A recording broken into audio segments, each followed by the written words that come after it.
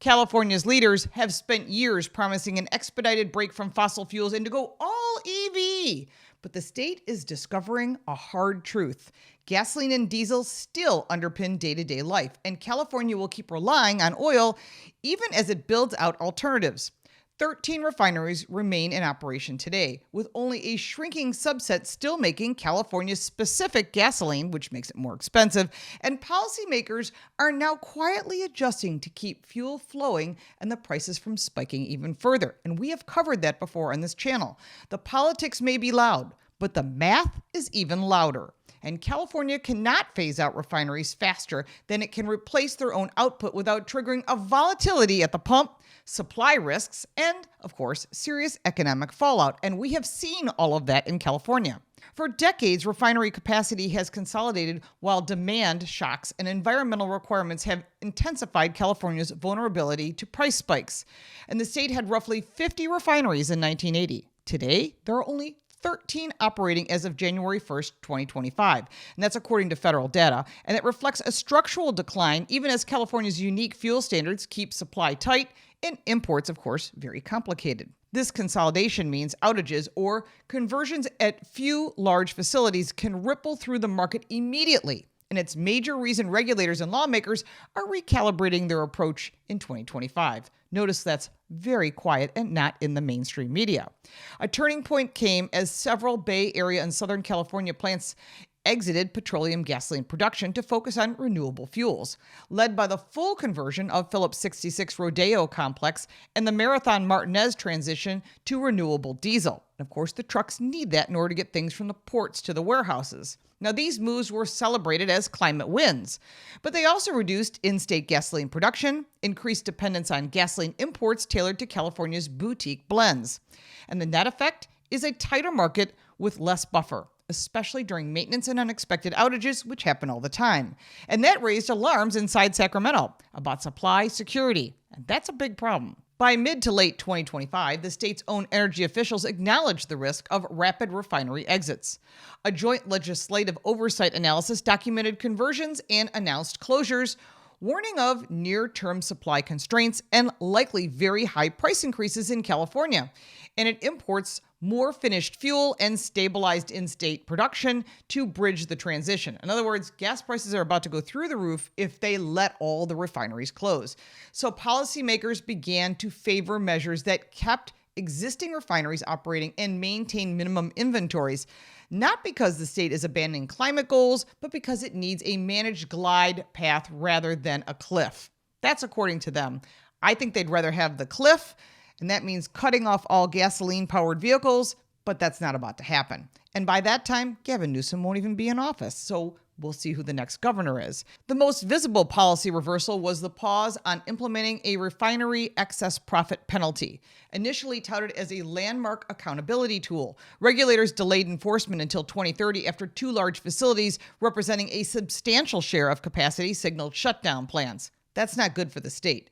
The California Energy Commission explicitly linked the pause to fuel reliability and consumer protection, underlying that a risk punitive regime could accelerate exits of these plants and worsen price shocks before alternatives are ready to scale.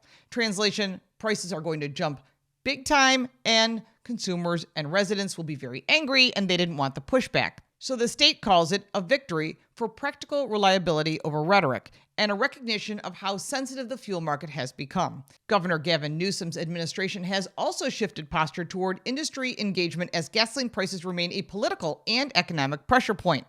Internal guidance and public remarks emphasize stabilizing the state's gasoline supply. It's very important to keep the prices reasonable because increasing fuel imports make it very expensive. You have to make up for those refinery closures and supporting in-state production of legacy basins like Kern County to reduce volatility.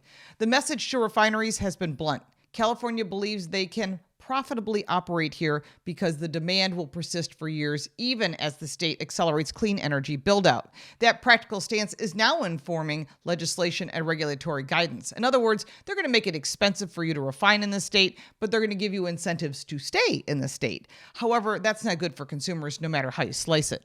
Now, legislative action has followed the same arc. Lawmakers advanced measures to expand oil production, approves the San Joaquin Valley, and bolster fuel supply resilience to counter planning refinery closures. In other words, don't close these plants. We still need fuel. This is not a U-turn on climate policy. It's an admission that orderly transition requires reliable supply and industrial base capability of meeting residual demand while alternative fuels and infrastructure scale. They think that wind and solar is the answer. It is not. Electric prices are through the roof, and gasoline prices are up high as well. So while they're trying to incentivize these 13 factories to remain and refine, this may or may not work. Without that bridge, California risks importing more fuel from jurisdictions with weaker standards and losing high-wage industrial jobs and local tax revenue before replacement industries are ready. They're never going to be ready because it doesn't work. Sounds great on paper. Doesn't work in reality. California must have baseload energy of not just electricity, but gasoline, or they're going to risk continuous rolling black and brownouts. They can't rely on solar and wind, as it can only support 18% of what the state needs. Let's hope other states are watching and not follow California's lead, because New York, New Jersey, Oregon, Washington State, and many others are following California right down the rabbit hole that is very negative for residents and, of course, tax base. Even as petroleum reduction declines, refineries are not exiting energy altogether.